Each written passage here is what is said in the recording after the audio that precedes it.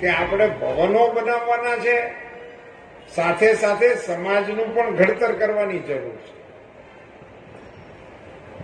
હવે આપણે સમાજમાં કોઈ નિયમો રાખ્યા છે, આપણું કોઈ બંધારણ છે, આપણે કોઈ નીતિ નિયમ પ્રમાણે હાલવું છે કે આપણે સમાજના નામે ભેગું થવાની છઈયો અને પછી ઘેરે વારો આવે તો એ આપણી મેળે છઈયો. શ્રેષ્ઠીઓએ ભેગા મળીને સમાજના થોડાક ધારાધોરણ નવા સમય પ્રમાણેના વિચારીને સમાજમાં અમલમાં આવે એને માટેના પ્રયાસો જયરામ બાપા હવે કરવા. હવે તમે જો નહીં કરો તો મોડું બહુ થઈ જાય. સુરતમાં સૌરાષ્ટ્ર કડવા પાટીદાર સેવા સમાજના કાર્યક્રમમાં લોકસભાના સાંસદ પુરુષોત્તમ રૂપાલાએ સમાજની વર્તમાન સ્થિતિ અને ભવિષ્યના પડકારો અંગે ગંભીર અને મનનીય વિચારો વ્યક્ત કર્યા હતા.